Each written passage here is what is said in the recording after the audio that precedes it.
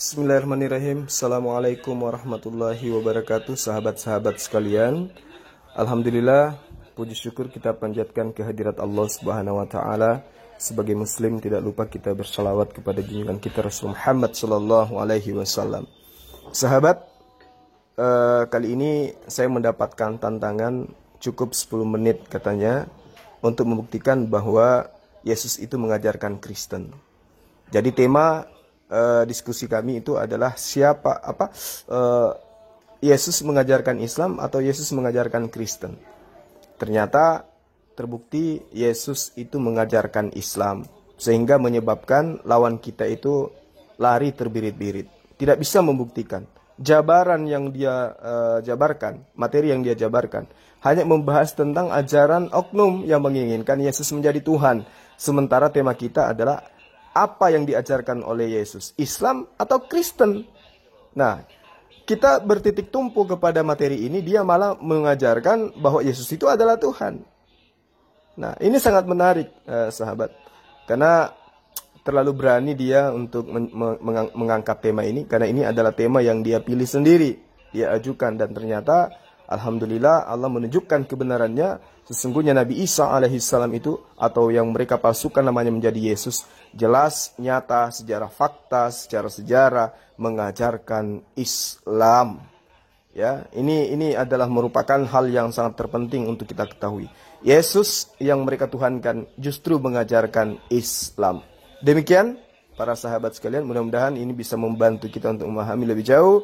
Saya akhiri. Assalamualaikum warahmatullahi wabarakatuh. Salam satu Tuhan, Allahu Akbar. Ya, gimana Bang Juma, dibuka aja ya? Ya, silakan.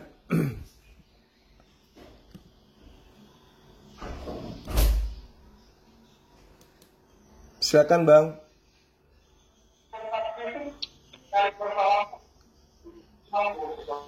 Oke, Assalamualaikum warahmatullahi wabarakatuh. Selamat pagi semua yang berada di room JTT dan yang ada di live chatnya Zulkifli M. Abbas dan Mbak Sinjana.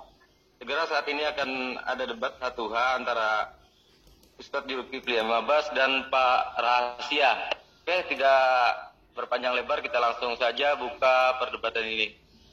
Untuk pertama silakan, untuk siapa? Dari Muslim atau Kristen? Mungkin Ya. silakan. Oke, biar Bang Juma aja dulu ya. Mulai dari Bang Juma aja ya. Oke, baik. Oke. Waktu berjalan setelah Bang Juma berbicara. Silakan. Bismillahirrahmanirrahim. Assalamualaikum warahmatullahi wabarakatuh.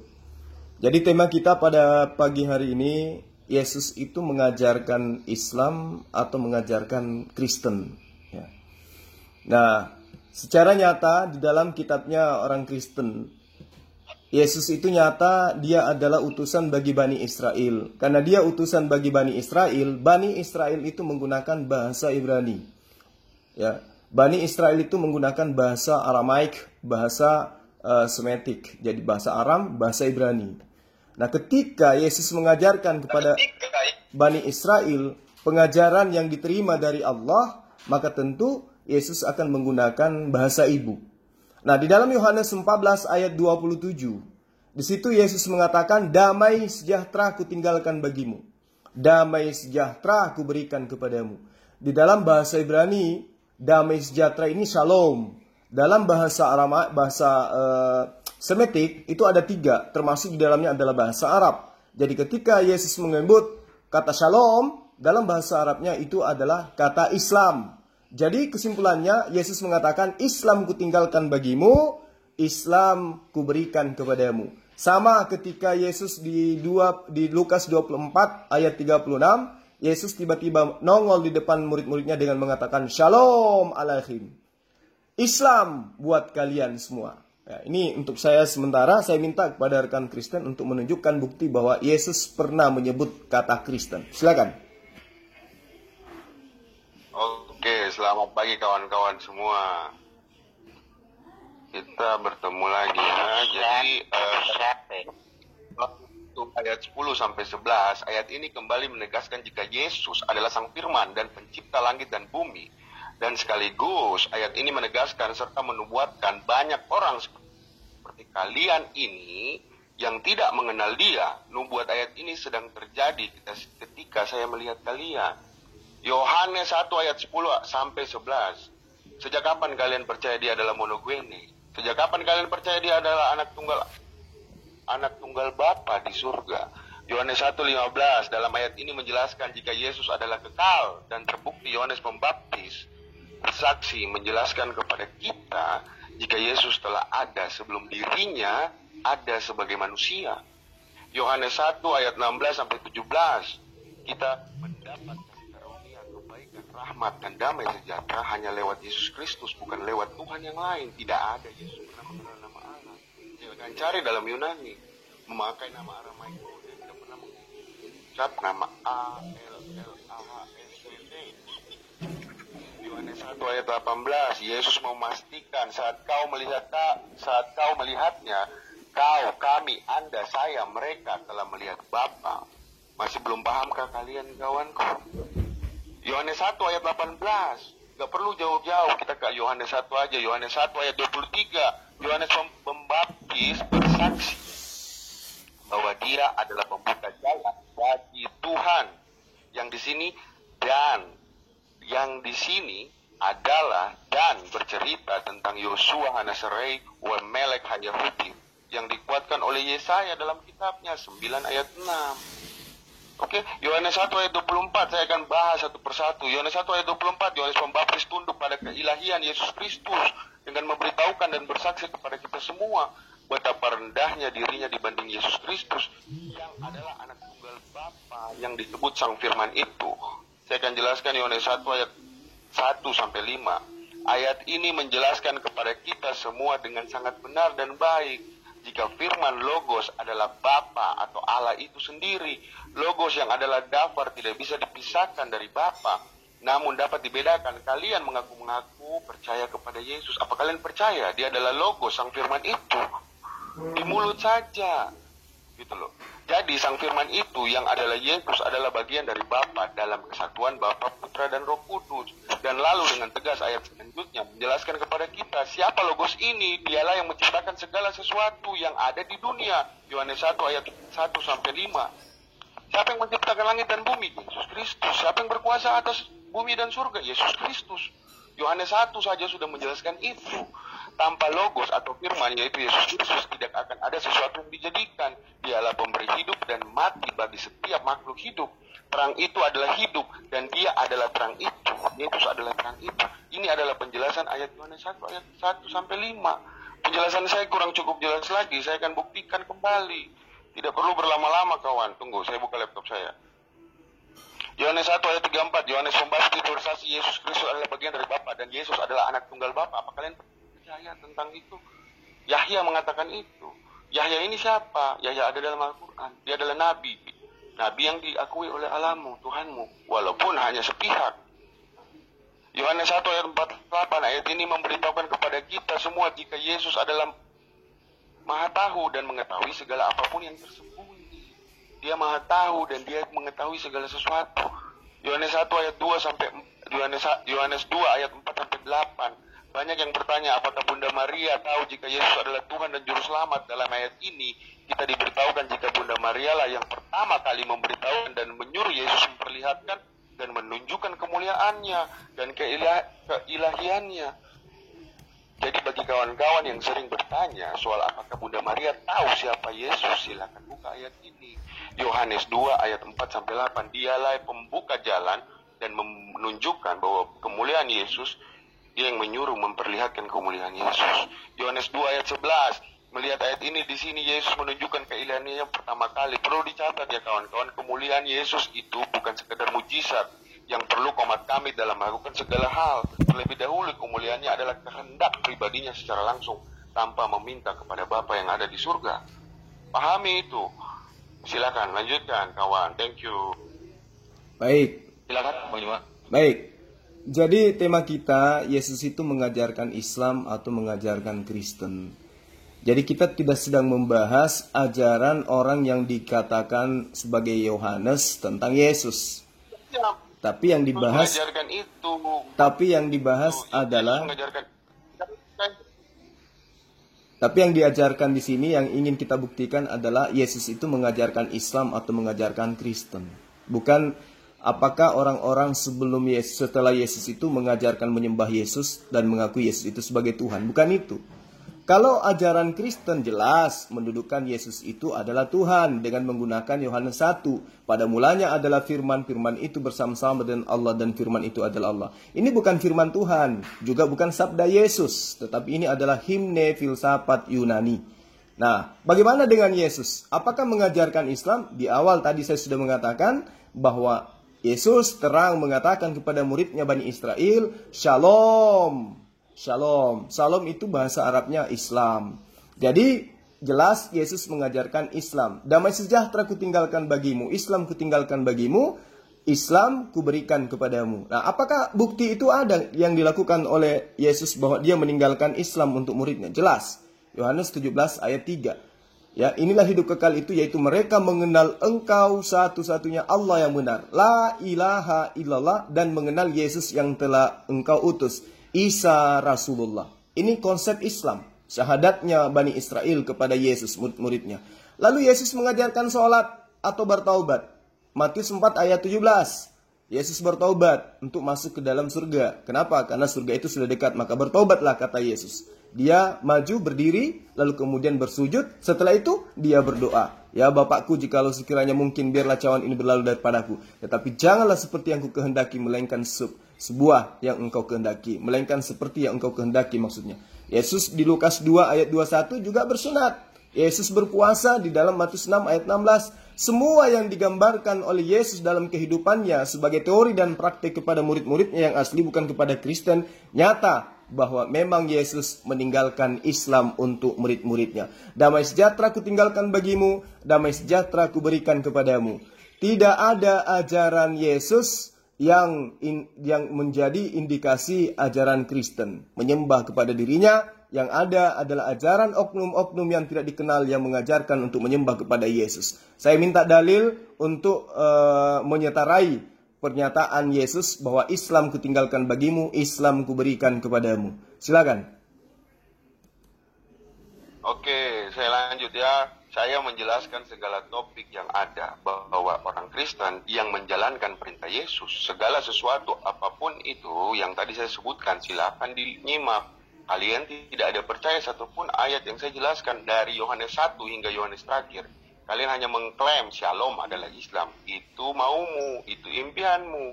Salah kamu sebenarnya. Tapi nggak perlu, itu topiknya nggak nyambung. Itu tidak mengklaim apapun atau tidak bisa kamu benarkan.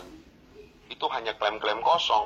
Sekarang Yohanes 2 ayat 11. Melihat ayat ini, di sini Yesus menunjukkan keilahiannya pertama kali. Perlu dicatat, kemuliaan Yesus itu bukan sekedar mujizat. Saya ulangi ya, biar kalian paham. Yohanes 2 ayat 16. Yesus dengan tegas dan mutlak tanpa bertele-tele memberitahukan kepada setiap orang bahwa hubungannya dengan Bapa adalah ayah dan anak. Saya ulangi, ayah dan anak, kalian menolak itu. Yohanes 2 ayat 16. Dia dengan tegas di depan orang mengatakan, jangan rusak rumah Bapa.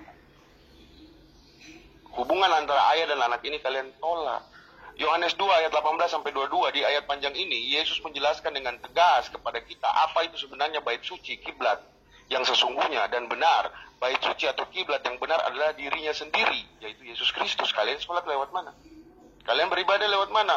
Maka itu orang Kristen yang percaya dengan benar dan benar mutlak, tidak memerlukan kotak atau kubus atau tembok untuk berdoa ke arahnya atau kiblat, karena Yesus selalu berada dimanapun bersama kami. Serta ayat ini dengan jelas dapat kita ketahui bahwa kemahakuasaan, kemahatauan, keilahian Yesus adalah benar, sehingga dia dengan benar mengatakan dia akan bangkit di hari ketiga setelah kematiannya di kayu salib. Yohanes 2 16-22. Yohanes 2 ayat 23-25 saya bahas satu-satu. Yesus Maha Tahu dan Maha Kuasa dapat kita ketahui di ayat ini. Kalian mengakui dia Maha Tahu dan Maha Kuasa? Tidak. Sejak kapan kalian mengakui itu? Dia Maha Tahu isi hati manusia. Yohanes 2 ayat 23-25. Saya ulangi kembali lagi, dia Maha Tahu segala isi hati manusia. Yohanes 3 ayat 5, Yesus dengan tegas mengatakan tanpa baptis tidak ada manusia yang masuk surga. Tanpa baptis, Yohanes 3 ayat 5. Kalian baptis? No, no, no, no, no. Oke, kawan. Jadi, tidak perlu loncat terlalu jauh untuk mengetahui segala hal. Ini kata Yesus. Yohanes 3 ayat 10 sampai 13. Membaca ayat ini kita semua akan mengetahui jika Yesus sedang menegur kalian. Kau menolak Yesus yang datang dari surga dan adalah pemilik surga dan menjelaskan tentang cara mendapatkan tempat di surga. Tapi malah kau memilih orang yang tidak tahu surga. Berbicara tentang surga, kau percaya kepada manusia di bumi yang tidak pernah melihat surga, yang tidak mengerti tentang surga. Tapi berbicara tentang surga, kau memilih untuk lebih percaya pada manusia yang berdosa. Artinya, sekarapmu kawan. Analoginya gini, saya belajar dari sekolah kedokteran spesialis jantung. Saya mendengar kau sakit jantung, Sul. Lalu saya memberikanmu resep obat jantung. Lalu datang seorang dukun yang tidak pernah sekolah tentang jantung. Dia memberimu resep obat mengenai penyakit jantung, yaitu buah kurma. Kau memilih mengikuti cara dukun itu. Pintarkah dirimu, kawan? Pikirlah sendiri.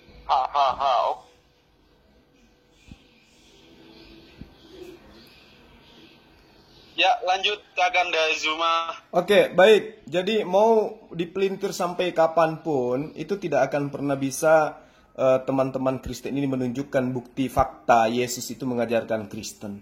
Konsep yang dijabarkan tadi, Yohanes 2, Yohanes 3, itu adalah konsep orang yang menginginkan Yesus itu menjadi Tuhan. Menginginkan Yesus menjadi Tuhan.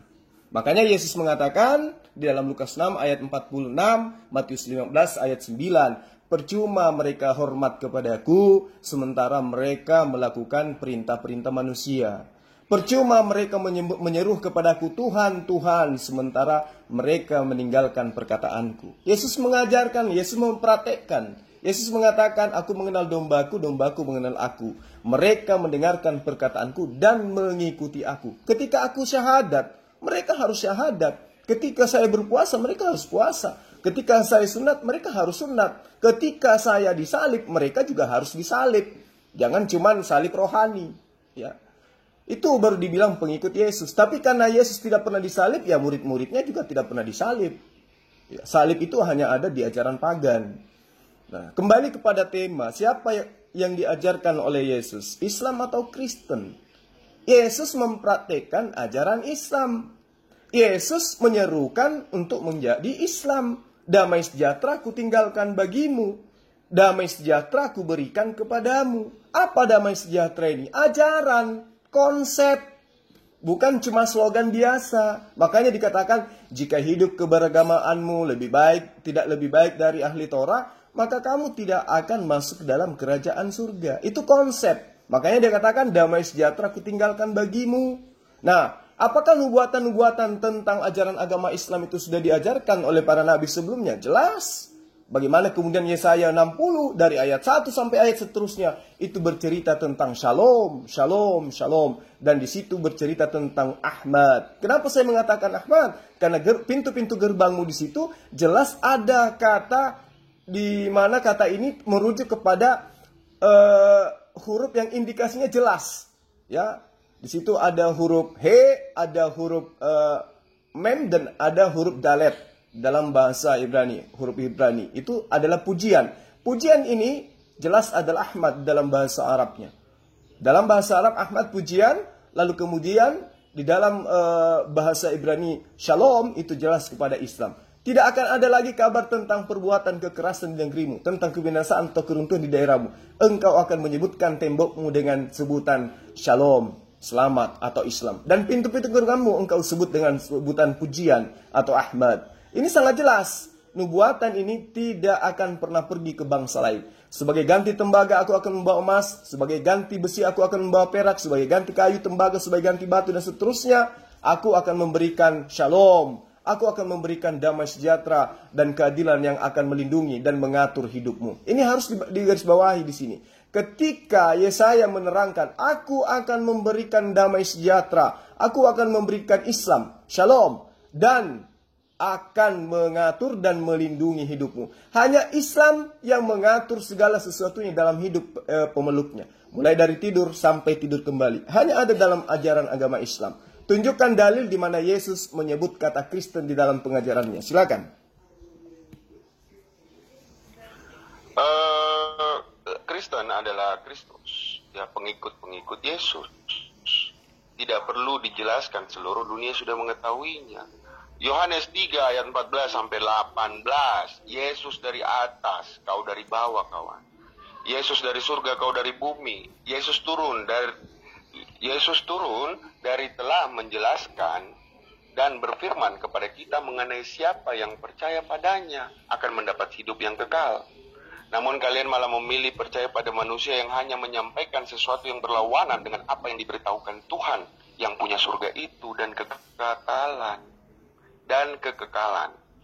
Selanjutnya, Yesus memberitahukan juga mengenai ajaran kasih. Dia datang bukan untuk menghukummu, kawan. Dengar baik-baik, tapi untuk menyelamatkan. Ya, masih saja kalian tidak percaya dengannya sebagai Tuhan dan Juru Selamat. Lalu kalian mengatakan bahwa Yesus mengajarkan Islam.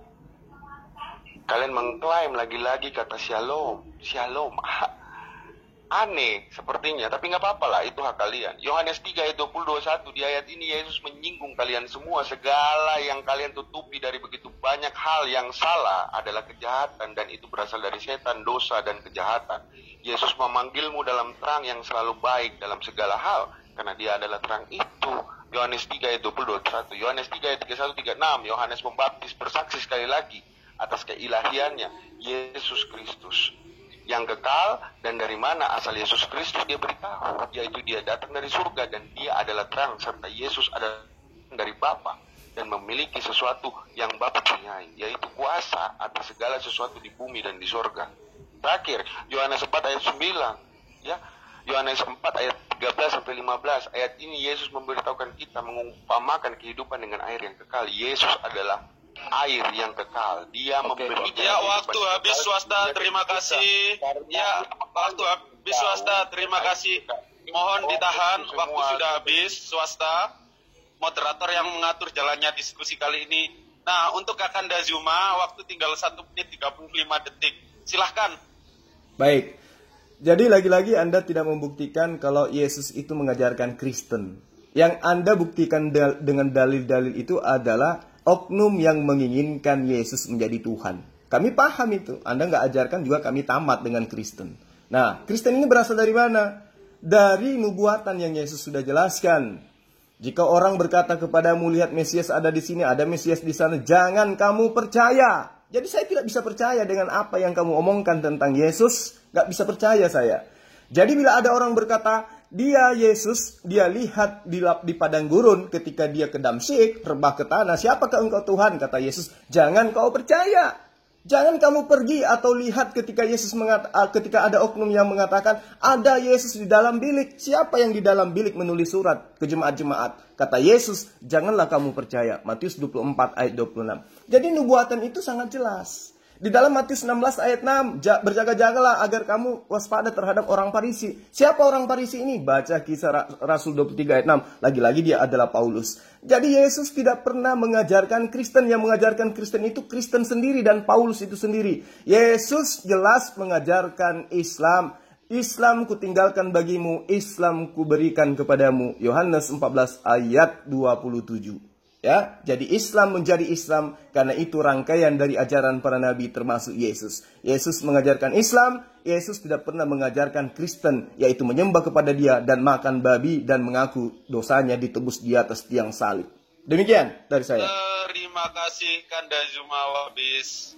Nah, kita telah melaksanakan sesi pertama dalam perdiskusian kita pagi yang cerah ini dengan tema apakah Yesus mengajarkan Islam atau Kristen. Nah, kita akan beranjak ke sesi 2, masing-masing pembicara akan mendapatkan porsi selama 10 menit dan digunakan semaksimal mungkin. Mungkin saya persilahkan dulu sahabatku swasta untuk memulai pembicaraan. Ingat, fokus kepada tema apakah yang Yesus ajarkan Islam atau Kristen. Silahkan, waktu swasta berjalan setelah swasta berbicara. Ya, 5 menit aja lah, begini. Jadi posisinya... moderator atur aja. TikTok, kita berbicara tentang, ya kita berbicara lanjut. tentang Yesus adalah Kristen, mengajarkan Kristen atau Islam. Islam jelas menolak semua hal tentang bagian dari Bapa dan Putra dan Roh Kudus. Itu jelas kalian tolak. Sedangkan Yesus mengatakan dengan sendiri, begitu banyak ayat saya serahkan tadi, saya berikan tadi. Dalam Yohanes 4 ayat 13 sampai 15 tadi saya memberitahukan kepada kalian. Yohanes 4 ayat 21 sampai 24 juga Yesus memberitahukan kepada kita, sudah saatnya kita untuk tidak menyembah kepada Tuhan di tempat-tempat khusus, misalnya kiblat, kubus, kotak, dan tembok. Karena Allah itu roh. Dan sama seperti dirinya, karena sebelum Yesus datang, bangsa dan manusia menyembah Tuhan di sebuah tempat yang mereka anggap baik, dan hanya mendengar cerita-cerita tentang Tuhan. Namun setelah kedatangan Yesus, bangsa dan manusia mengerti jika Tuhan itu roh, dan akan ada di mana-mana dan selalu beserta kita. Kalian tetap mengikuti cara Yahudi. Ya kan? Yesus datang menghilangkan cara Yahudi, kalian datang menghidupkan kembali cara Yahudi, tapi tempatnya yang berbeda. Paham enggak? Yohanes 4 ayat 25 sampai 26 dalam ayat ini akan menjawab banyak sekali pertanyaan dari kawan-kawan di mana Yesus mengakui dirinya sang juru selamat. Yesus dengan tegas mengatakan bahwa dirinya adalah sang Mesias yang telah dinubuatkan kedatangannya oleh para nabi di PL. Silakan baca Yesaya 9 ayat 6 agar kalian paham siapa itu Mesias dan apa artinya. Begitu loh. Jadi kalian tolak semua ini lalu kalian mengatakan dengan kata shalom itu menandakan dia mengajarkan Islam. Haha, itu sebuah kelucuan kawan, gitu loh. Yesus bilang tanpa baptis kalian tidak akan ke surga. Tanpa baptis kalian menjalankan itu. Kalian menjalankan baptisan. Enggak kawan, satupun kalian tidak menjalankan itu. Kalian percaya Yesus adalah monogene? Dia adalah anak tunggal Bapa. Kalian percaya? Enggak kawan. Enggak, Yesus mengatakan sendiri, jangan merusak rumah Bapakku. Itu adalah hubungan anak dan Bapa. Kalian percaya? Enggak. Yohanes 3 ayat 5. Yesus dengan tegas mengatakan, baptis tidak ada manusia yang akan masuk surga. Kalian baptis? Enggak. Yohanes 3 ayat 20-21. Yohanes 3 ayat 31-36. Yohanes 4 ayat 9. Yohanes 4 ayat 13 sampai 15. Baca baik-baik. Di depan-depan saja Yesus sudah mengklaim dirinya sebagai Tuhan dan Juru Selamat. Paham enggak maksudnya ini? Yohanes 4 ayat 25-26. Yohanes 4 ayat 29-30. Ayat Isa menjadi sindiran halus dan baik untuk kalian yang meragukan ketuhanan Yesus. Yohanes 4 ayat 29-30. Wanita Samaria yang tidak pernah tahu bangku sekolah saja tahu jika Yesus adalah Mesias atau Tuhan dan Juru Selamat. Kalian yang hidup di tahun 2021 belum juga mengerti. Kasihan deh lo kawan. 4 ayat 29 ayat Yohanes 4 ayat 29 sampai 30. Baca. Samaria itu, wanita Samaria itu tahu saja. Wanita Samaria itu saja tahu Yesus adalah sang juru selamat, Tuhan, Mesias. Yohanes 4 ayat 42. Semua orang yang melihat mengetahui kompak mengatakan jika Yesus adalah Tuhan dan juru selamat bagi dunia. Kecuali orang yang hanya mendengar 600 tahun kemudian dari negara berbeda, budaya berbeda, tapi anehnya kalian percaya. Yohanes 4 ayat 48 sampai 54. Saya mengajak membaca satu perikop nih ya. Betapa keilahian Yesus terlihat jelas dan dahsyat di ayat ini. Baca baik-baik. Yesus menjelaskan dengan mutlak tentang iman dan bagi orang yang percaya akan mendapatkan hidup yang kekal. Serta Yesus memperlihatkan keilahiannya. Ya, langsung tanpa komat kamit meminta berdoa langsung dengan kehendaknya terjadi dia mau. Kehendak yang dia mau itu terjadi. Anak perwira itu sedang sekarat kawan. Hampir mati langsung sembuh. Perlu dicatat jarak dari Yudea ke Yerusalem adalah sehari. Saat itu, luar biasa kan? Kalian percaya dia Tuhan? Tidak, kalian tidak percaya. Yesus katakan sendiri, sembuhlah maka sembuh.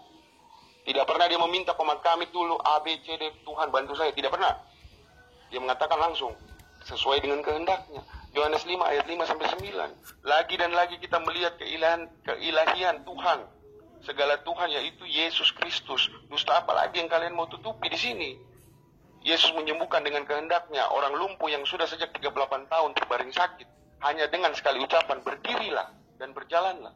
WOW kawan, WOW, wow. Yohanes 5 ayat 17-18. Yesus yang adalah Tuhan menjelaskan dengan sangat baik tentang segala hari. Apapun tidak besar, kalian membesarkan hari Jumat. Ya, kalian membesarkan hari Jumat.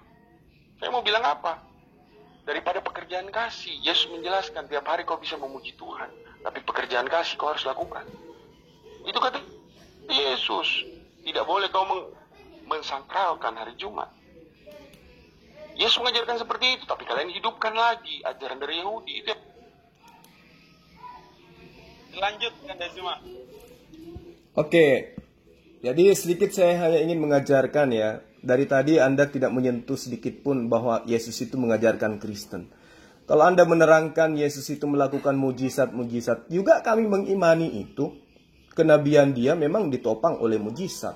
Tapi orang yang berakal sadar bahwa Yesus mengatakan dalam Yohanes 17 ayat 7, sekarang mereka semua tahu bahwa apa yang ada pada diriku itu semuanya berasal daripadamu yang telah mengutus aku. Dah, selesai. Jadi Yesus itu adalah seorang Muslim. Dia tidak pernah membanggakan dirinya, mampu menghidupkan orang mati, mampu membuat orang buta berjalan. Itu adalah pekerjaan dari dirinya sendiri. Tidak. Yesus itu adalah seorang Muslim yang berserah diri kepada Allah. Semua yang dia lakukan, semua yang diperintahkan oleh Allah, itu dia nisbahkan kembali kepada Allah. Dia tidak pernah mengatakan, akulah yang melakukan itu, akulah Tuhan semesta alam. Nggak pernah. Yesus itu mendudukkan dirinya sebagaimana porsinya sendiri. Ya, aku tidak dapat berbuat apa-apa dari diriku sendiri. Padahal sudah nyata, dia membangkitkan Lazarus, dia membuat anaknya si perempuan ini bisa sembuh dan seterusnya. Tapi dia mengatakan, aku tidak dapat berbuat apa-apa dari diriku sendiri. Bahlulnya kemudian ada sekelompok orang di luar daripada murid Yesus yang menjadikan Yesus itu sebagai Tuhan. Lalu kemudian mencela oknum yang justru mengajarkan ajaran Yesus selanjutnya. Padahal nubuatan nubuatan kitab Kejadian itu sangat jelas. Tongkat kerajaan tidak akan beranjak dari Yehuda ataupun lambang pemerintahan dari antara kakinya sampai, nah tuh berarti akan pindah dari kerajaan Allah ini akan pindah dari Yehuda sampai dia datang. Siapa yang datang ini? Yang berhak atasnya, maka kepadanya lah akan takluk bangsa-bangsa. Bangsa mana yang takluk terhadap Yesus? Orang Yahudi sendiri tidak takluk oleh Yesus. Orang Yahudi nggak percaya. Sebagai Nabi, sebagai Mesias aja orang Yahudi nggak percaya. Lalu bagaimana dengan orang Kristen? Orang Kristen itu bukan percaya kepada Yesus. Orang Kristen itu percaya kepada ajaran oknum yang menggantikan Dewa Zeus untuk duduk Yesus di situ. Sebagai apa? Penjelmaan Apollo datang dalam rupa manusia, lalu dituhankan. Yesus ini hanya korban. Kalau Yesus jelas dia hanya Muslim. Dia hanya anak yang taat, hamba yang taat kepada Tuhannya. Digantikan menjadi Tuhan di ajaran non-Yahudi itu untuk menutupi ajaran non-Yahudi itu ajaran pagan. Nah, Yesus juga menubuatkan bahwa akan datang penolong lain yang akan meneruskan ajaran Yesus. Apakah Paulus meneruskan ajaran Yesus? Tidak. Paulus dan konco-konconya tidak meneruskan, tapi menjajakan nama Yesus. Itu saya sudah terangkan tadi. Ya, di dalam Matius 16 ayat 6 bagaimana kemudian Yesus menekankan agar waspada kepada orang Benyamin, waspada kepada orang Farisi, waspada kepada orang yang melihat Mesias di gurun, waspada kepada orang yang melihat Yesus ada di dalam bilik penjara. Dan itu adalah Paulus. Siapa Paulus ini? Junjungannya orang Kristen yang mereka malu untuk akui. Kembali kepada Kejadian 49 ayat 10. Tongkat kerajaan tidak akan pindah dari Yehuda atau lambang pemerintahan dari antara kakinya sampai dia datang. Siapa ini? Oknum. Siapa yang datang ini? Oknum. Kalau dia pindahnya ke Yesus, berarti itu sama aja nggak pindah ke kerajaan Allah, itu nggak beranjak dari Yehuda karena pindahnya ke Yesus. Keturunannya juga, tetapi dikatakan di sini sampai dia datang yang berhak atasnya, maka kepadanya lah akan takluk bangsa-bangsa. Jadi jangan heran kalau Rasulullah Muhammad SAW itu sama seperti Musa, menaklukkan bangsa-bangsa di sekelilingnya sehingga dia tunduk semua terhadap Nabi Muhammad SAW. Sama dalam Kisah Para Rasul 3 ayat 22 sampai 26. Bukankah di dalam Taurat Musa dikatakan Allah akan mengutus seorang nabi yang sama seperti Musa. Barang siapa yang tidak ikut kepada nabi itu akan dibasmi dari umat kita. Nah, makanya Yesus mengatakan shalom, shalom, shalom. Islam kutinggalkan buat kalian. Islam kuberikan untuk kalian. Tidak ada itu Kristen.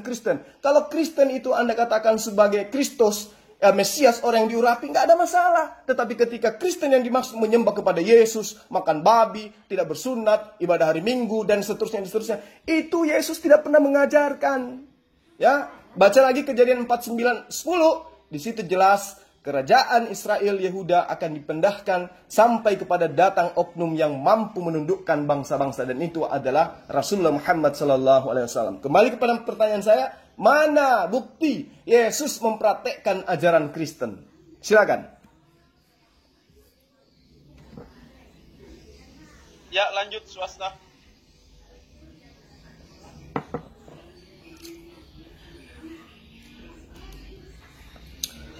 Lanjut swasta. Udah nggak ada kayaknya swasta nih. Hah? Kabur dia? Wah, kabur atau kental ini. Sebentar, saya WhatsApp. Kabur ya. Ya, semoga aja dia sadar gitu ya.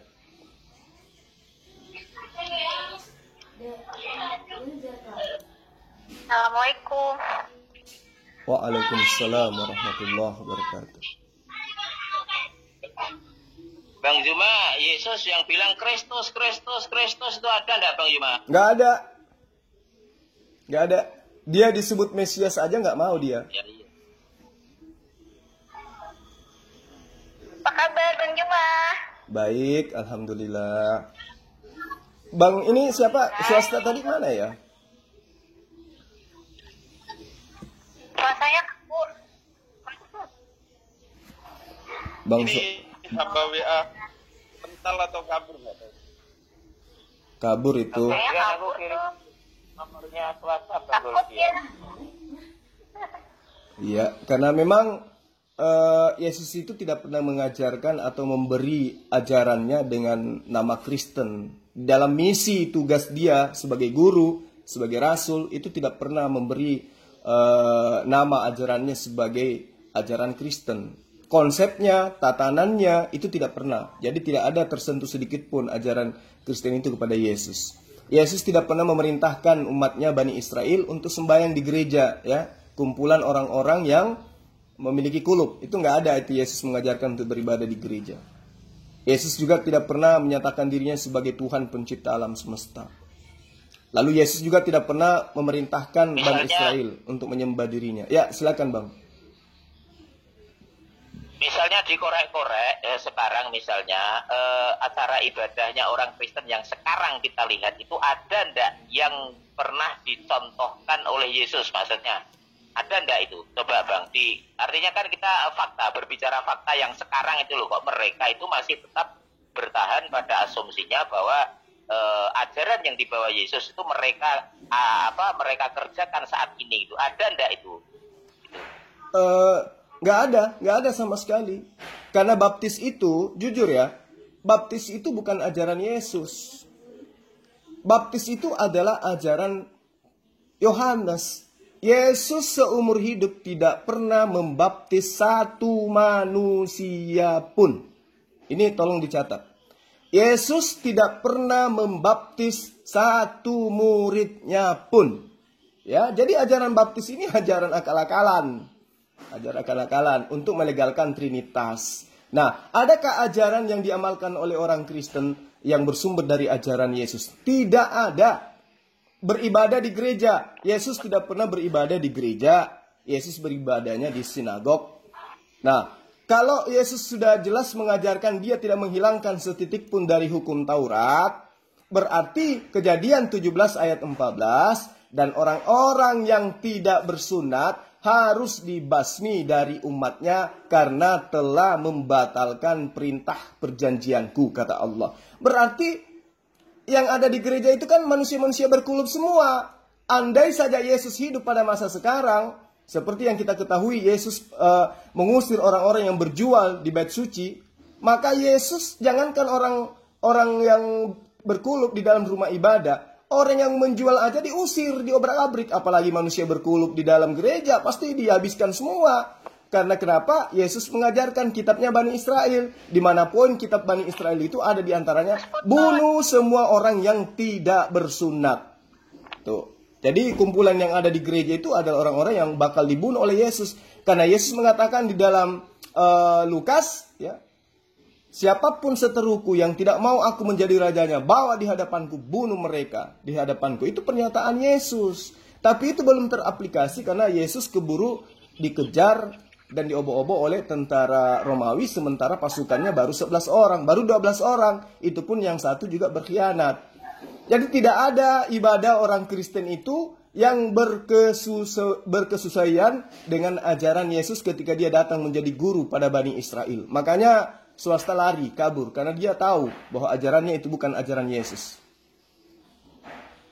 Iya. Bagaimana lanjut Bang, lanjut. Bagaimana dengan perpuluhan dan puasa? Nah, kalau perpuluhan itu, ya, perpuluhan itu adalah ajaran Bani Israel. Perpuluhan itu adalah kewajiban penyotoran daripada hasil penghasilan mereka kepada siapa? Kepada suku Lewi. Jadi ke-11 suku ini diwajibkan menyotor perpuluhannya kepada satu suku di antara ke-12 suku. Siapa mereka? Suku Lewi saja. Kenapa suku Lewi? Karena suku Lewi itu tugasnya adalah untuk mengembalakan, untuk memberi ajaran. Mereka adalah suku imam-imam yang menjadi imam kepada suku-suku yang lain. Suku lain itu sibuk mencari dunia, suku Lewi sibuk di dalam rumah-rumah ibadat. Mereka didafkahi oleh siapa? Ke-11 suku dengan perpuluhan itu. Jadi tidak ada kaitannya antara Kristen dengan perpuluhan. Ajaran perpuluhan itu kedudukannya di mata Tuhan sama dengan ajaran sunat. Kalau sunat itu adalah perjanjian kekal, perpuluhan juga itu bisa dikekalkan. Maka kalau sunat ditiadakan, Kristen juga harus meniadakan perpuluhan. Jangan pakai akal pulus. Sunat dijadikan sebagai sunat hati, tapi perpuluhan tidak dijadikan sebagai perpuluhan hati. Malah itu yang menjadi rebutan bagi mereka. Sehingga mereka menghalalkan segala macam cara untuk menduduki posisi suku Lewi agar orang-orang semakin banyak jemaat, semakin banyak perpuluhan. Jadi perpuluhan itu tidak ada kaitannya dengan orang Kristen. Perpuluhan itu hanya untuk suku Lewi. Seperti itu. Puasa Bang. Mereka membela diri itu katanya juga beberapa jumpai di Zoom itu kan mereka mengatakan kami juga puasa. Itu bagaimana cara mendeteksinya Bang ya? Mereka berpuasa kalau mereka menjadi pengikut Yesus. Maka mereka juga harus mengikuti semua aspek-aspek yang diajarkan oleh Yesus. Bukan hanya untuk berpuasa. Yesus itu datang, betul. Apa perkataan Yesus di dalam ajarannya dia? Jangan kamu menganggap bahwa aku datang untuk meniadakan hukum Taurat. Setitik pun tidak akan dihilangkan di hukum Taurat sebelum langit dan bumi ini lenyap. Itu perkataan Yesus. Barang siapa yang mengajarkan apa? Menghilangkan, meniadakan salah satu perintah hukum Taurat, maka dia akan menduduki tempat terendah di dalam kerajaan Allah, yaitu neraka. Ini ajaran Yesus. Jadi kalau kemudian mereka mengikuti puasa, kenapa mereka menganggap puasa ini mereka bisa ikuti? Karena puasa ini mereka anggap enteng. Puasa ini mereka bisa lakukan ketika mereka tidak punya makanan, bisa. Tapi apakah mereka bisa mengikuti ajaran Yesus yang lain? Seperti sujud, bersyahadat, berwudu, ya, sunat, menyembah hanya kepada Allah saja. Apa mereka bisa mengikuti itu? Tidak, kan itu susah, berat bagi mereka. Dan itu sama halnya mereka meninggalkan hukum-hukum Paulus yang diajarkan oleh Paulus. Tapi kalau dengan puasa, siapa yang tahu? Siapa yang lihat? Kalaupun mereka puasa, apa niatnya? Apa tujuannya? Mana perintahnya dari Yesus, dari Paulus untuk berpuasa? Bagaimana puasa Yesus? Apakah sesuai dengan puasa mereka? Yesus puasa 4 hari 40 malam itu tidak makan, tidak minum. Apakah mereka mampu melakukan hal yang sama seperti wali, yaitu selevel Nabi Isa? Nabi Isa itu di atasnya wali, biar tidak makan setahun pun dalam nubuatannya kepada di Mazmur 91 jelas. Aku akan panjangkan umurmu, akan kukenyangkan engkau, aku akan memperlihatkan engkau kerajaan dan orang-orang yang telah melakukan tipu daya. Itu nubuatan Yesus di dalam, nubuatan Allah tentang Yesus di dalam Mazmur 91. Bagaimana Yesus dikenyangkan untuk menyaksikan kebiadaban orang-orang yang menganggap dia Tuhan. Gitu loh. Nah, puasa mereka, apakah ada syariatnya? Apakah ada hukum pijakannya di dalam ajaran Yesus? Nggak ada. Nggak ada itu. Kalau mereka mau puasa, sejatinya juga mereka menjadi Islam. Bersunat mereka, sujud mereka, sholat dalam beribadah. Bukan konser. Sekira gitu, Bang. Ya, lanjut. Jika mereka masih tetap bersih kokoh, namanya Kristus adalah sebagai pengikut Kristus, kalau kita urai dalam keseharian, dalam amalan, jelas sudah tidak ada yang bersambung. Tetapi mereka masih tetap bersih kokoh. Nah, otomatis kita berarti larinya adalah masalah barangkali ada doktrin yang membuat mereka itu lumpuh otaknya. Itu kira-kira doktrin apa isinya yang menjadi doktrin-doktrin gereja itu? Apakah ada sebuah doktrin atau kata-kata di situ yang sangat menjanjikan yang akhirnya menjadikan lumpuh otak mereka? Kira-kira apa ya, Bang Zuma ya? Kira-kira ada enggak? Mereka selalu menjadikan pijakan 1 Yohanes 4 ayat 15. Apa itu? Barang siapa yang mengaku bahwa Yesus adalah anak Allah, maka Allah akan tetap berada di dalam dirinya dan dia di dalam Allah. Ini yang dijadikan sebagai senjata pamungkas oleh serigala-serigala di luar sana untuk menjelma, untuk menyamar menjadi pengikut Yesus. 1 Yohanes 4 ayat 15. Ini adalah andalan mereka. Barang siapa mengaku bahwa Yesus adalah anak Allah, maka Allah tetap berada di dalam dia dan dia berada di dalam Allah. Ini andalannya orang Kristen nih. Nah, apakah umat Islam mengaku bahwa Yesus itu anak Allah? Tidak kan? Makanya Islam itu bukan orang benar. Islam itu orang najis. Karena Islam tidak mengaku Yesus itu adalah anak Allah. Nah, bagaimana cara menampar muka mereka ini? Ya, saya pakai kata menampar karena kita sudah masuk ke dalam materi-materi penyesatan yang dilakukan oleh Kristen. Bagaimana cara menampar muka mereka ini bahwa yang mengaku anak Allah itu akan berada di dalam diri Allah. Artinya orang-orang selamat. Artinya mereka adalah anak-anak Allah. Kita kasih aja ayatnya Markus 3 ayat 11. Apa yang diterangkan di dalam Markus 3 ayat 11? Ada yang bisa subscribe di sini? Minta tolong. Ya, supaya tidak menjadi fitnah gitu loh.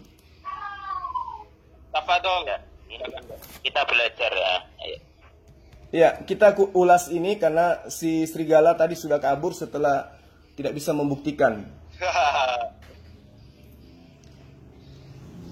Ayat berapa? Ayat 11 Markus 3. Lanjut. Nah, ini udah muncul ya.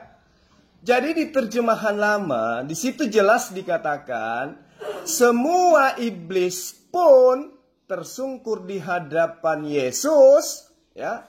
Lalu kemudian mereka berteriak, "Engkaulah Sang Anak Allah." Oke? Kembali kepada andalan mereka 1 Yohanes 4 ayat 15.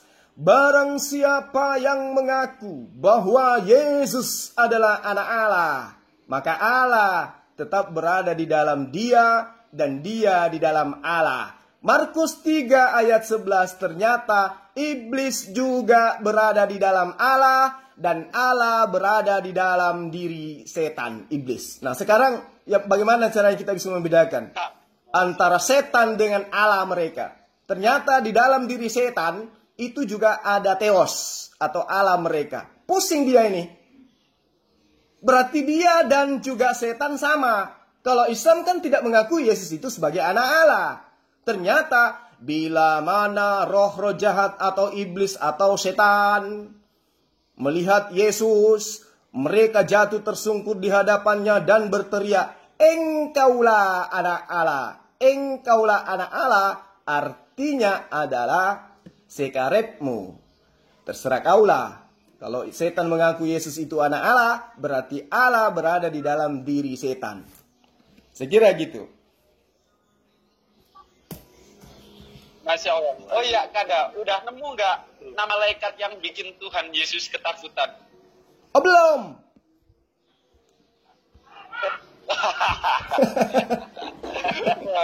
Belum ya. Belum nemu nama malaikatnya ya. Belum. Aduh, ya Bang Allah. Juma, Ya. Pertanyaannya mantap tuh. ceritain dong tentang ini, tentang perang naga itu. Seperti apa sih dongengnya? Oh. Nah. Ya, itu penglihatan. Penglihatan yang dialami oleh orang yang mengaku sebagai Yohanes. Bukan mengaku, orang yang diakui. Ya, jadi bukan penulisnya ini yang mengaku, akulah Yohanes anak Zebedeus atau sepupu Yesus atau anak sepupu dari Yakobus, bukan. Tetapi diakui sebagai Yohanes, ya, murid Yesus. Tapi nggak nyambung karena dia hidup kalau dia adalah muridnya Yesus, Yohanes, berarti usianya sudah lebih 100 tahun. Itu nggak mungkin. Nah, di situ dia bercerita tentang perang naga di surga. Perang naga di surga itu menurut dia perang antara naga dengan malaikat Mikail. Jadi naga ini memiliki malaikat-malaikat. Ya, memiliki malaikat-malaikat. Nah, Mikail juga memiliki malaikat-malaikat. Jadi kalau di dunia ini perang antara Irak dengan Amerika saja bisa menghancurkan kehidupan manusia, bagaimana manusia-manusia yang masuk ke dalam surganya Kristen yang di dalamnya ada perang naga? Antara manusia saja dengan manusia itu bisa meluluhlantakkan kehidupan manusia. Apatah lagi naga lawan malaikat. Kita tahu malaikat itu seperti apa besarnya. Kita tahu bagaimana ular naga itu di dalam cerita-cerita dongeng, bagaimana dahsyatnya. Mereka perang dan di situ ada orang Kristen. Hancur dah mereka. Dalam Wahyu 12 ayat 7 kalau nggak salah di situ.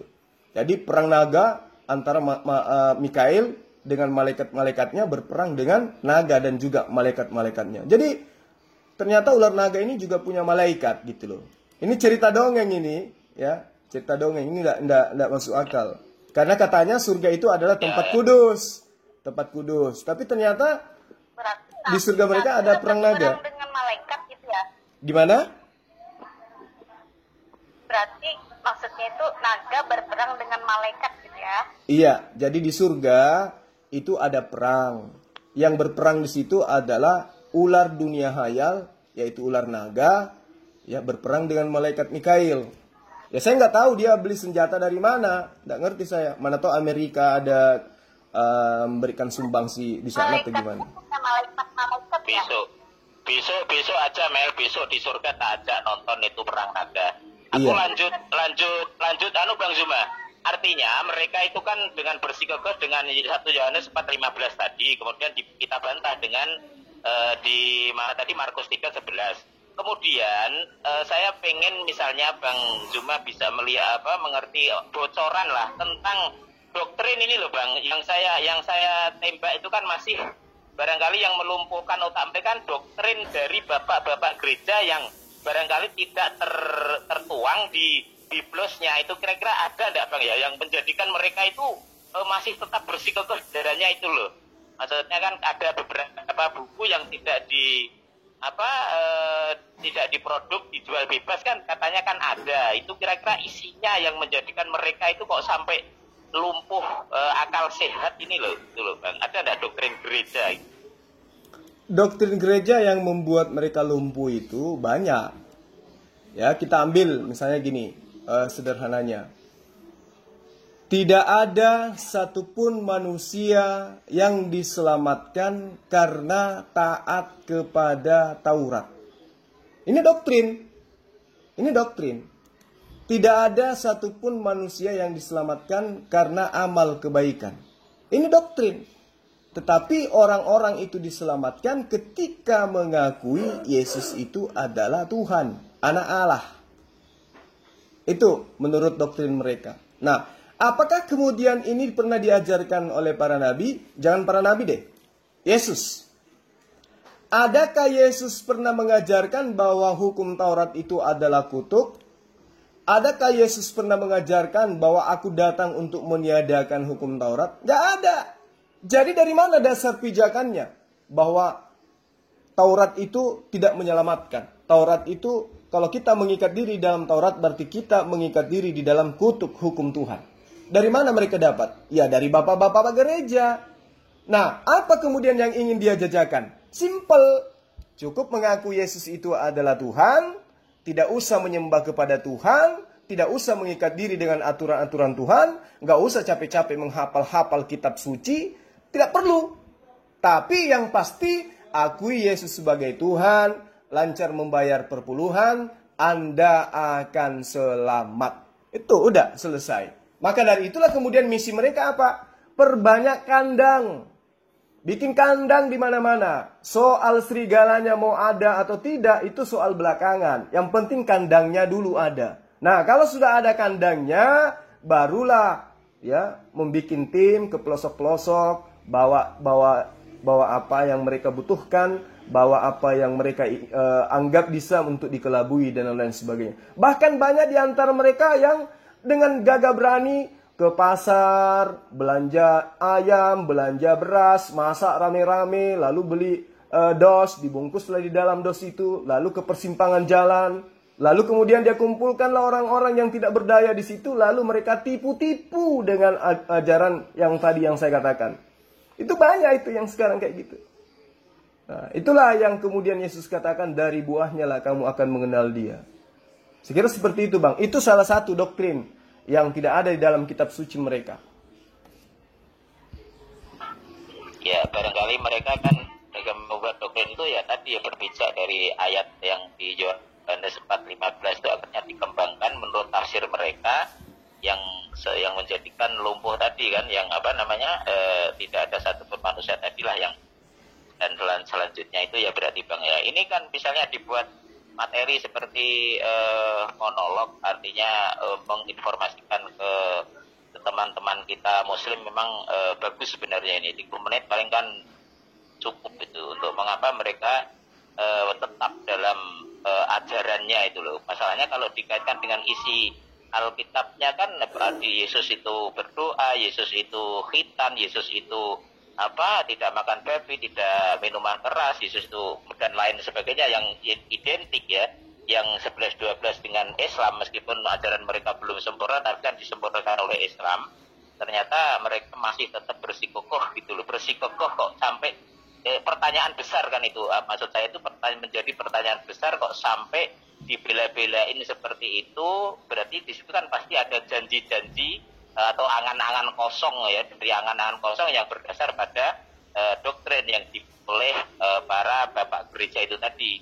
Makanya semangat mereka di dalam membuat kandang, kemudian nanti baru mencari domba-dombanya. Ini kan serigala bang, bukan domba. Menjadi sebuah serigala, yeah. serigala itu.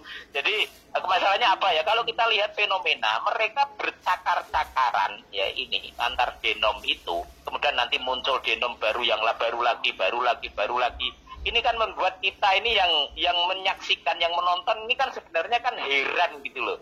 Dengan cakar-cakaran itu sebenarnya kan bisa menjadi sebuah evaluasi diri lah, evaluasi tentang keyakinan, tentang ideologi ya, tentang agama, tentang ajaran, kan bisa menjadi evaluasi kalau kita waras gitu loh maksudnya. Kok sampai mereka itu tetap gila di dalam merengkuh sebuah doktrin ini loh. Makanya saya pertanyaan besarnya kan di situ gitu Bang Yuba. Terima kasih. Iya, jadi sangat benar itu Bang. Makanya ketika kita melihat dari sejarah ya, bagaimana kemudian asalnya Kristen ini berasal. Dari mana Kristen ini berasal? Dari mana konsep Tuhan datang dalam rupa manusia ini berasal? Apakah pernah diajarkan oleh para nabi? Kita tidak akan pernah bisa menemukan dalil-dalilnya di dalam kitabnya Bani Israel. Tuhan datang dalam rupa manusia. Pijakan mereka kemana? Ke Yesaya 9, Yesaya 7, telah lahir bagimu. Itu, telah lahir bagimu. Dikiranya yang lahir ini adalah Tuhan. Dari situ aja dua kata ini aja sudah terbukti penyesatannya. Telah lahir bagimu. Apakah Tuhan itu bisa dilahirkan? Ya. Ini sudah fakta yang tidak bisa dipungkiri. Nah, di mana asalnya Tuhan yang dilahirkan? Ajaran Romawi, ajaran Yunani. Karena itulah kemudian ketika Yesus kesusahan mengajarkan orang-orang Yahudi yang ada di luar pemukiman-pemukiman Bani Israel, dia ditolak. Kemana perginya? Dia kemudian banting setir mengajarkan konsepnya kepada orang-orang non-Yahudi. Laku tidak? Laku. Kok bisa? Iya. Karena orang-orang Romawi Yunani itu melihat dengan nyata mujizat-mujizat yang dilakukan oleh Yesus. Mereka lihat. Di dalam dongeng-dongeng ajaran konsep ajaran animisme yang mereka anut kala itu. Karena mereka ajarannya tidak berupa kitab. Mereka mengatakan bahwa ini yang diajarkan oleh nenek moyang kita, sosok Theos yang datang dalam rupa manusia, mampu membangkitkan, mampu membuat orang buta berjalan, mampu melihat orang lumpuh berjalan, orang buta melihat. Ini yang ada di ajaran-ajaran nenek moyang kita yang diajarkan, yang itu adalah dewa Apollo. Ini dia. Maka kemudian Paulus dengan mudah mengajarkan ajaran itu. Bahwa yang kalian sembah yang adalah Apollo yang datang dalam rupa Plato itu, dialah ini Yesus yang datang ke Israel. Maka mudah bagi mereka untuk menerimanya. Apalagi didukung dengan adanya surat-surat Paulus. Yang selama ini mereka menyembah Zeus, menyembah Plato. Itu tidak ada kitab. Tidak ada buku sebagai pijakan untuk mengimani itu. Hanya doktrin, hanya dogma di dalam kepercayaan belaka. Tapi begitu Paulus selesai menuliskan buku-bukunya, surat-suratnya, mereka sudah punya kitab suci, mereka sudah punya Tuhan yang tadinya Plato berubah menjadi Zeus, yang mereka sebut dengan Yesus. Seperti itu, Bang. Jadi jelas sekali doktrin mereka ini itu tidak diajarkan kepada Bani Israel, tapi diajarkan kepada Goyim, Abodesarah, orang-orang kafir di luar golongan orang-orang yang taat kepada ajaran para nabi. Saya kira seperti itu.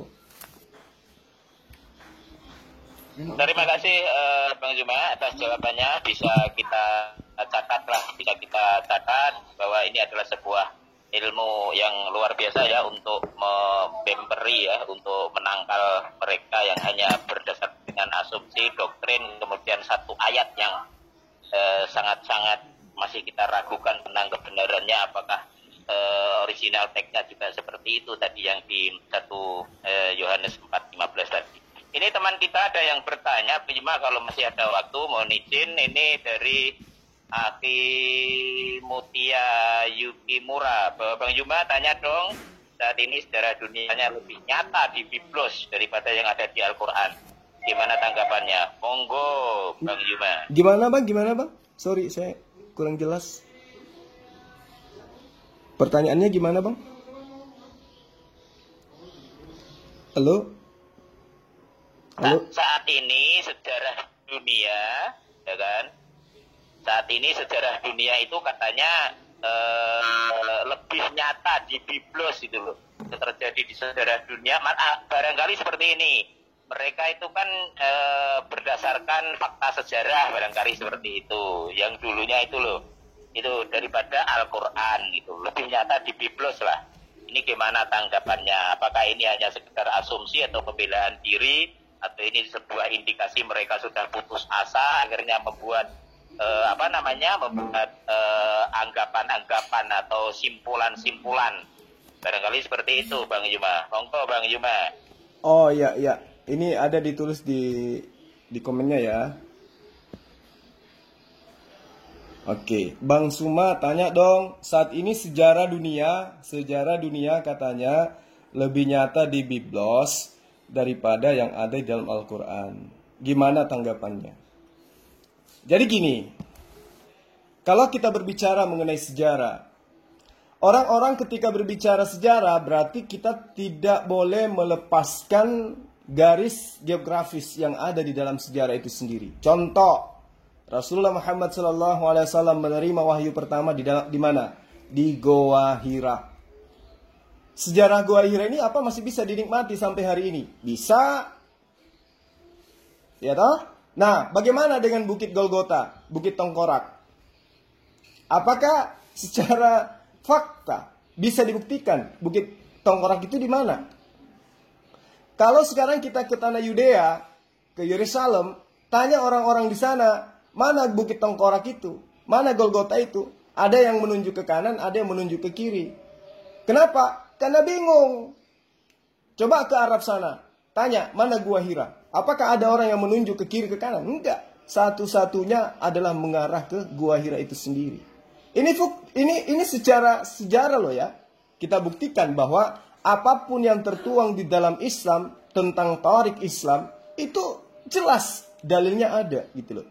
Nah, bagaimana dengan Kristen? Itu tadi contohnya. Lalu apalagi ketika dikatakan di dalam Al-Quran Allah itu meneguhkan langit tanpa tiang.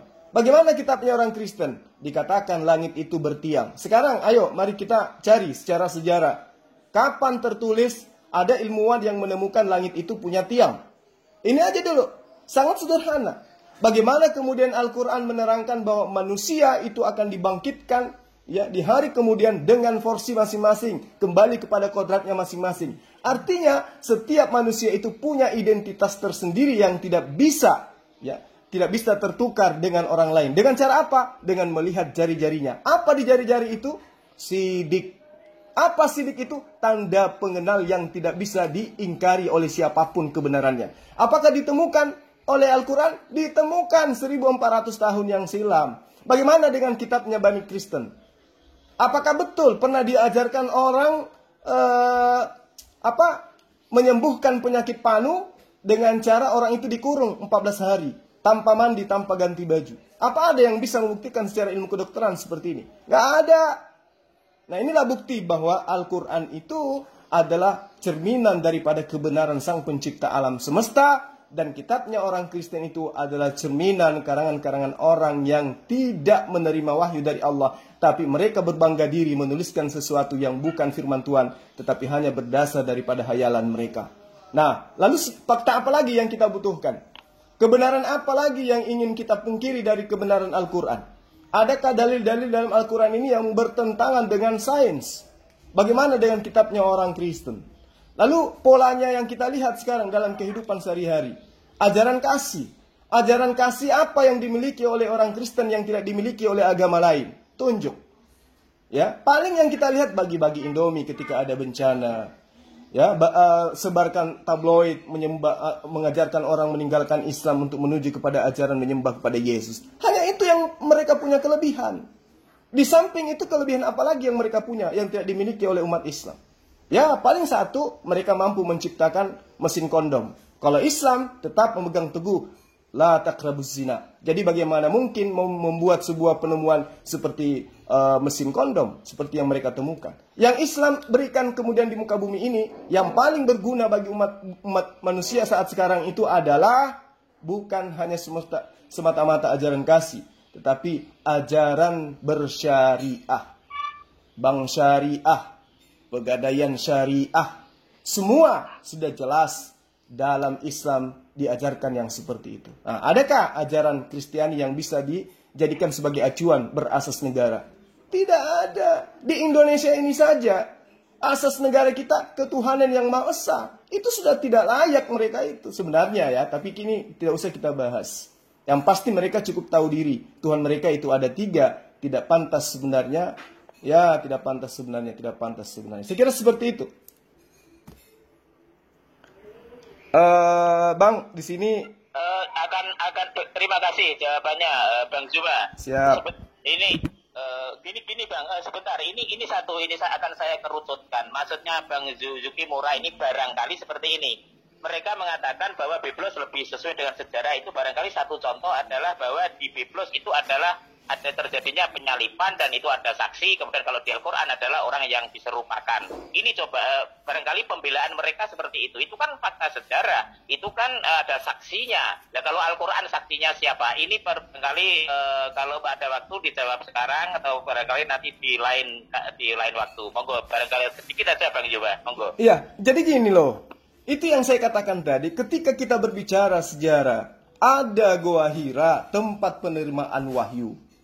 Nah, Lukas melihat Yesus terangkat ke surga. Di mana itu terjadi?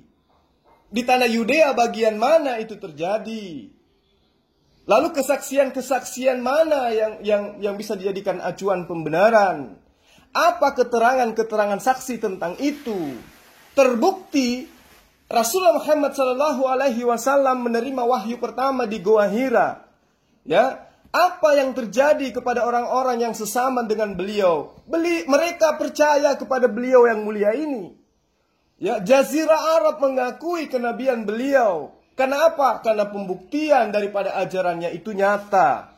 Nah, bagaimana dengan Kristen? Lukas melihat Yesus terangkat ke surga, lalu melihat Yesus duduk di samping kanan Bapa. Pembuktiannya mana? Gitu loh. Kalau cuma mengatakan banyak saksi yang melihat, iya, orang juga sudah bisa ngomong kayak gitu. Banyak saksi. Siapa saksinya?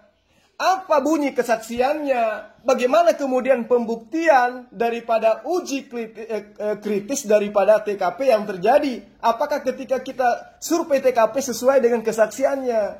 Itu tidak ada pembuktiannya.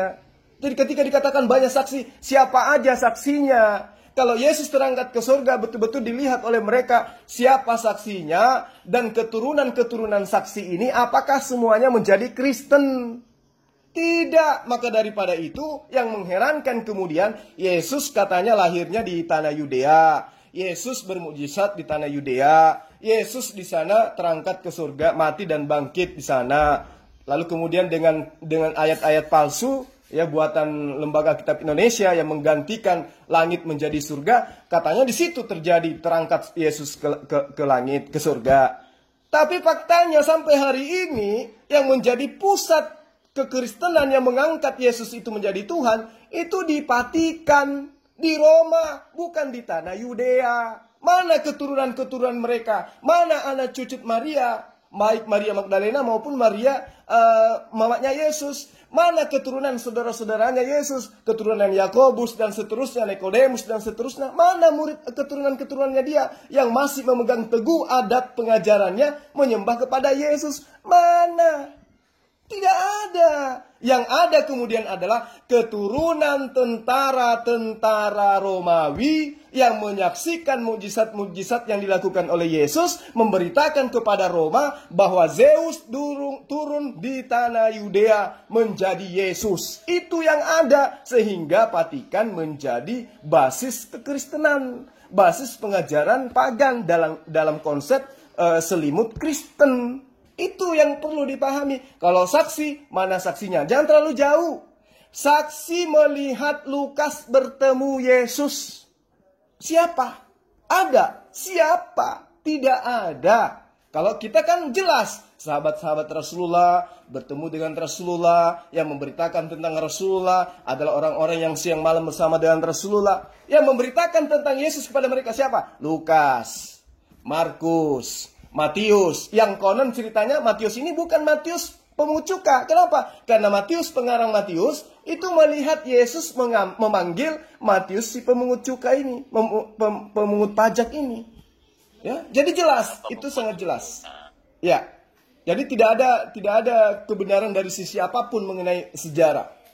Ya, itu tadi makanya saya katakan bahwa ketika Yesus mengajarkan Islam kepada murid-muridnya, damai sejahtera kuberikan kepadamu, damai sejahtera kutinggalkan kepadamu, sangat disayangkan. Yesus tidak pernah meninggalkan ajaran Kristen kepada murid-muridnya. Saya kira seperti itu, Bang. Di sini udah zuhur, saya pamit dulu. Lagian tadi si swasta sudah kabur gitu ya. Iya, Bang. Ya, terima kasih waktunya, Bang. Selalu sehat selalu, mudah-mudahan bermanfaat bagi Muslim dan juga bisa didengar oleh teman-teman kita yang masih masih bandel dengan ajaran-ajaran yang mereka rengkuh begitu mereka pelopori ini. Bahwa simpulannya adalah bahwa mereka kalau beranggapan Kristen lebih sesuai dengan sejarah itu adalah masih bisa kita perdebatkan, dan justru simpulannya adalah sanad-sanad mereka untuk berbicara tentang sejarah adalah tidak mutawatir sekali, bahkan itu adalah sebuah kepalsuan. Barangkali seperti itu, Pak Juma. Terima kasih, bermanfaat, berkah ilmu, berkah umur, Bang Juma. Baik, makasih Bang. Sahabat-sahabat di sini, terima kasih banyak ya. Saya pamit sebentar, nanti kita kumpul lagi di sini pastinya. Ya, karena ini adalah rumah kita di sini ya. Oke, baik. Assalamualaikum warahmatullahi wabarakatuh. Salam satu Tuhan.